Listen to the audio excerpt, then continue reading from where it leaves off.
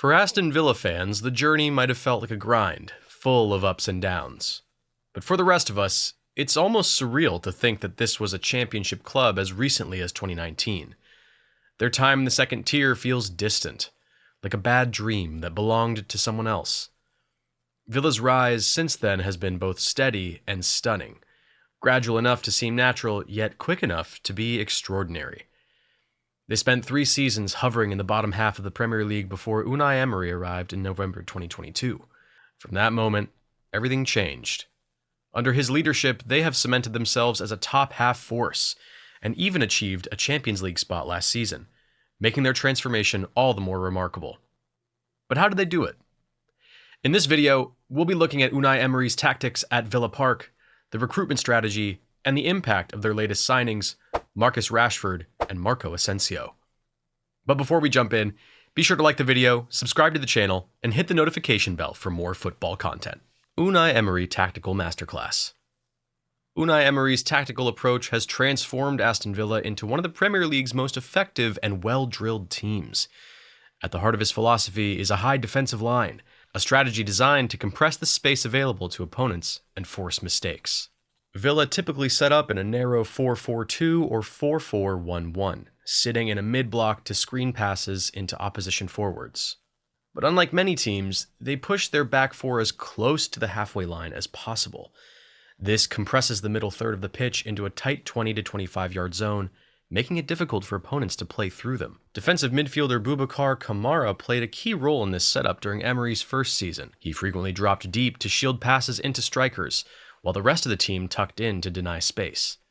His ability to anticipate danger and intercept passes has been crucial, highlighted by his performance in Villa's 1-0 wins over both Arsenal and Manchester City.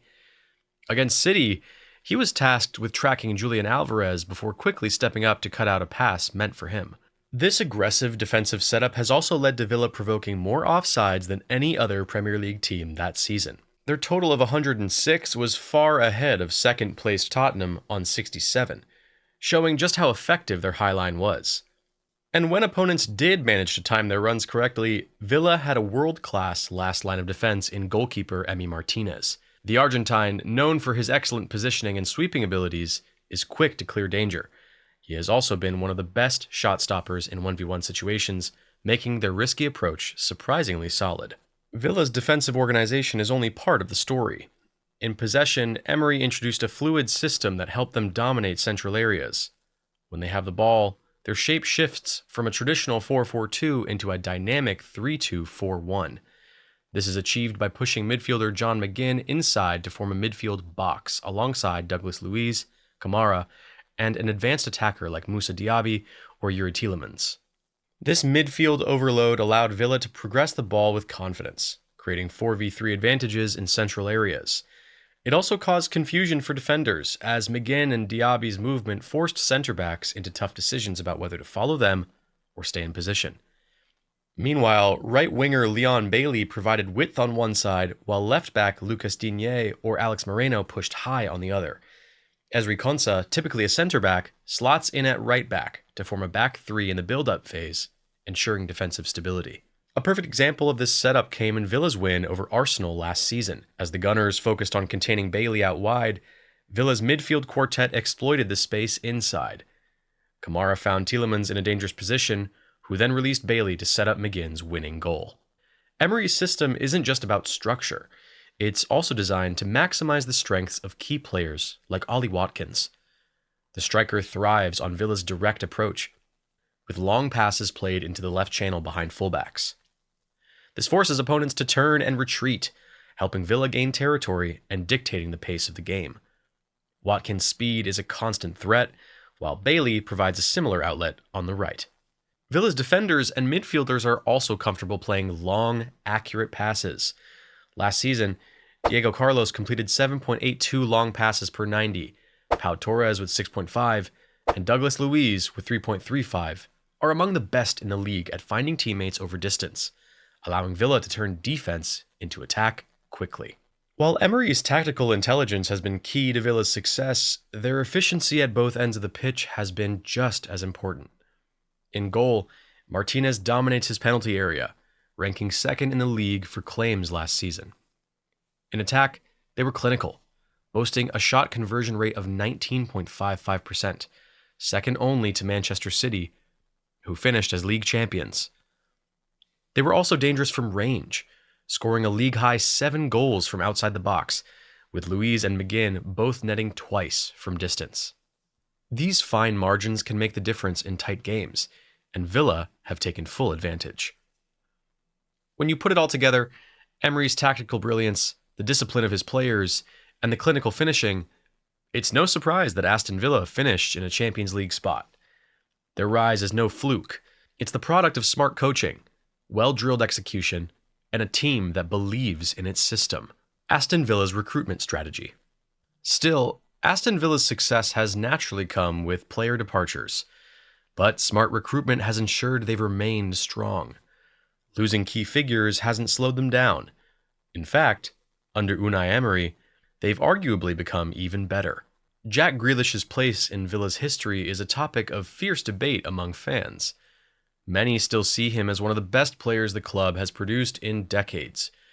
But now, if he were offered back from Manchester City, it would feel like a gamble rather than an obvious homecoming. Similarly, Tyrone Mings was once the heart of Villa's defense, his leadership and presence a defining feature of the back line.